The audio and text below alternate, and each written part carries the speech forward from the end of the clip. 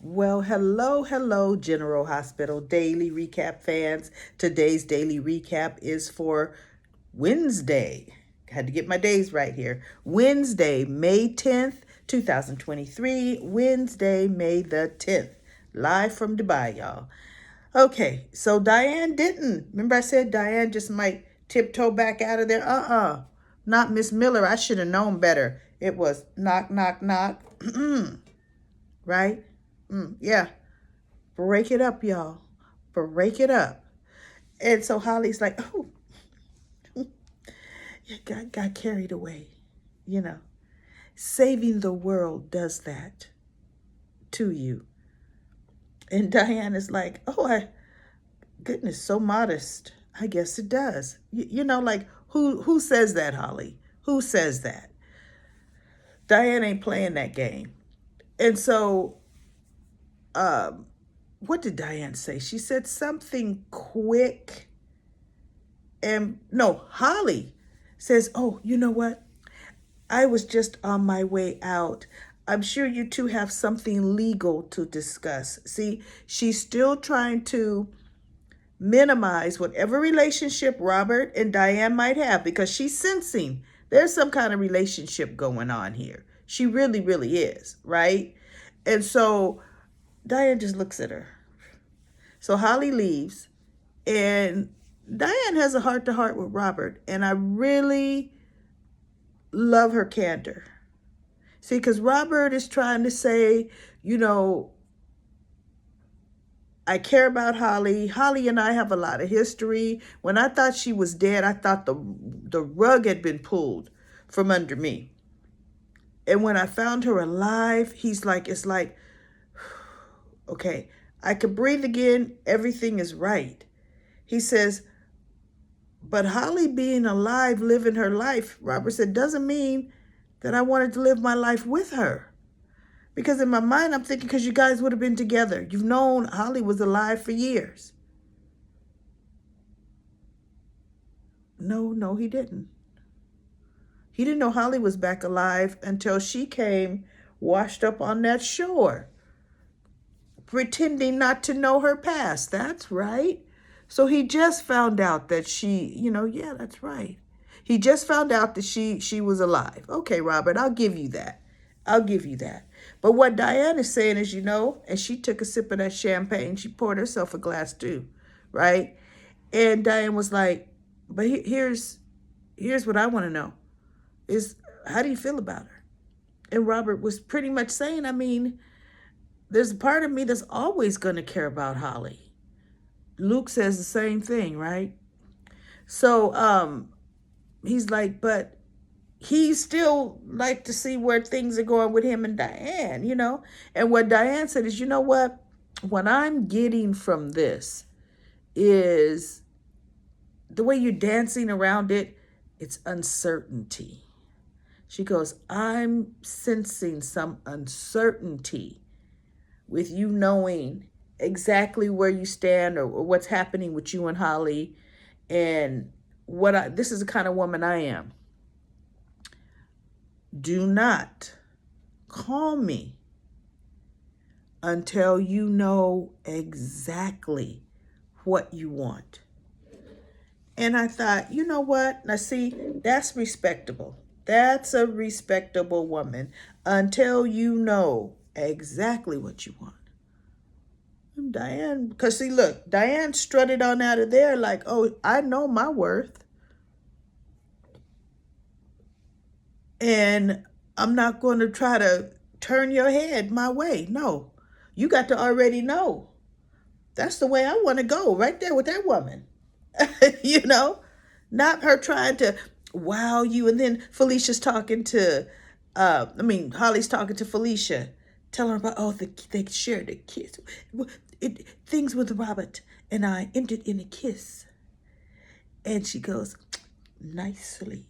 And so then Felicia's like, well, Holly, Robert is kind of seeing Diane Miller, kind of getting involved with her. And Diane is good people. And Felicia says, I sense something like that. See, she knew all along what she was saying with her little innuendos. She says, but the history that Robert and I share, like, it's not over. And that kiss that Robert and I shared, it proved it. Okay. You go for it, Holly, because guess what? Ethan's going to call and you got to go and we won't see you for another 8 years. So that's Holly.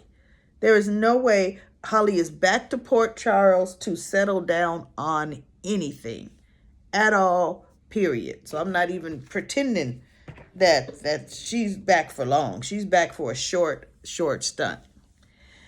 So we've got Laura and family on the plane. Spencer and Trina, he's holding Ace. They did look like a cute little family, right? And baby Ace, I just love that baby. Such a good actor. Just, hey, I'm with Spence. Hey, I'm cute. Hey, Tree. Yeah, I'm with Spence. He's just such a good baby. Good set baby.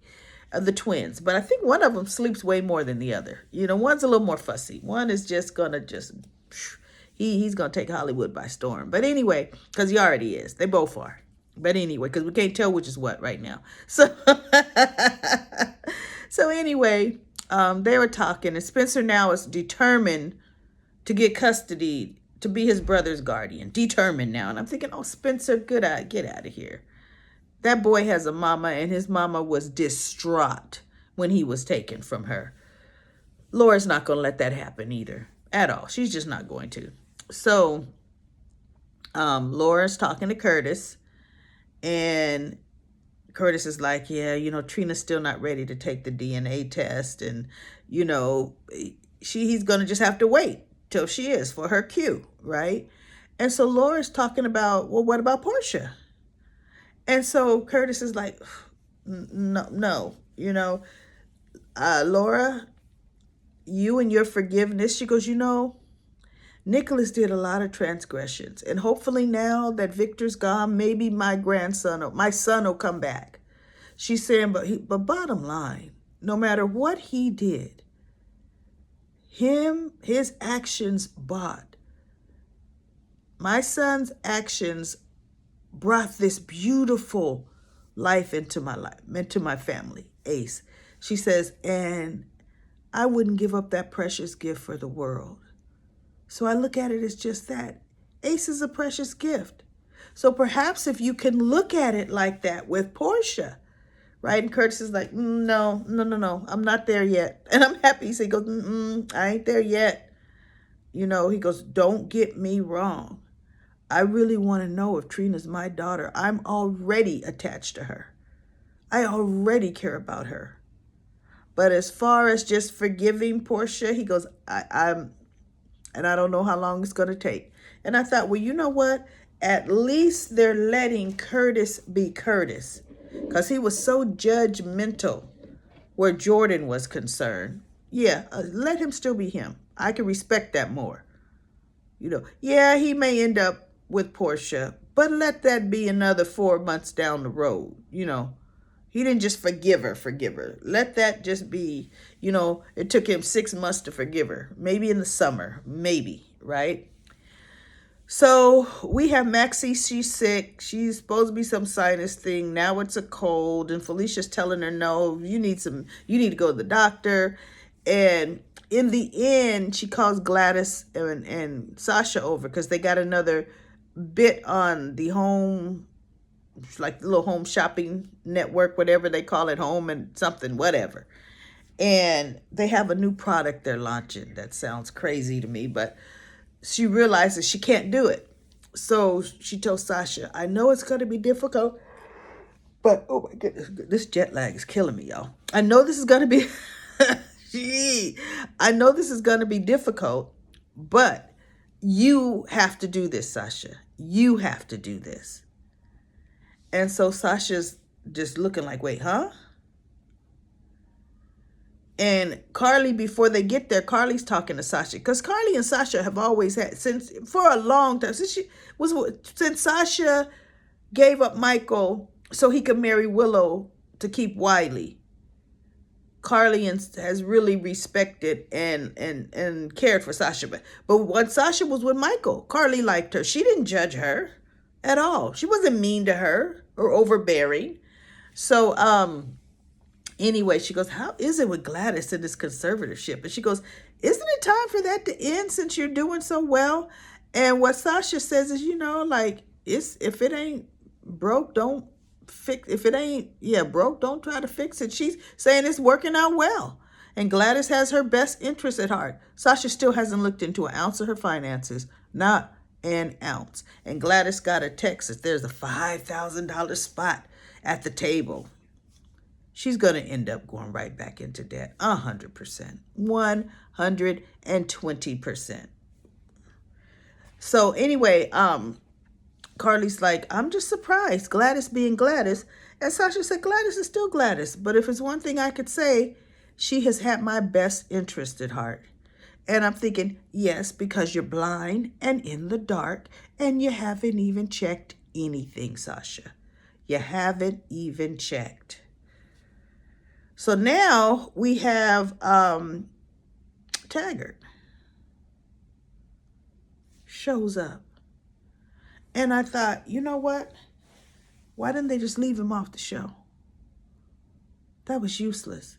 Oh, he was on some kind of assignment that his superiors wouldn't let him get away. And he finally was able to leave. And, oh, he wasn't able to help save it. I'm saying, you know what? I didn't want to hear that. I'm like, he's such a non-entity. Just such. And then Portia has the nerve to say, she has got to get Trina away from Spencer. He has brought her into more danger, into more trouble, and this, that, and the other. She's just going on. And she goes, we have to do this, she's going to get her involved in something else, trying to take his brother away from the baby's mother. And so Taggart said, look, I understand what you're saying. I hear what you're saying. But Trina's grown. And Trina makes her own decisions. Yes, but this is a wrong decision. And he goes, Portia, you're going to push her into Spencer's direct, right there in his path, into his arms, if you do this. So she goes, well, she's talking to you. You have her ear more. You do it. He's like, and he looked at her and said, and risk her now alienating herself from me? No, thank you. Right? Portia was so willing to jeopardize his relationship with Trina, period, because she don't have one. No, then you do it. And I'm so happy he said, no. He goes, you've always hated the Cassadines from your sister Gia. He goes, and you know what? I still don't want her with a Cassadine. But I also know it's not up to me. And I don't want, Trina has gone through enough. I'm not going to now have her alienate herself from me. So Portia was like, and then in the end, they're walking in the hospital lobby. Thank you for talking me off the ledge. I said, girl, he ain't talked you out of nothing. Not a doggone thing. You still gonna try to figure out how to do that, right?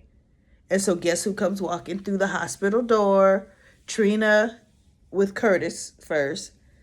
And Trina goes running to her mother and giving her a hug, and Taggart and the family is hugging, and Curtis is just looking like, oh, I'm an outsider in that. Oh,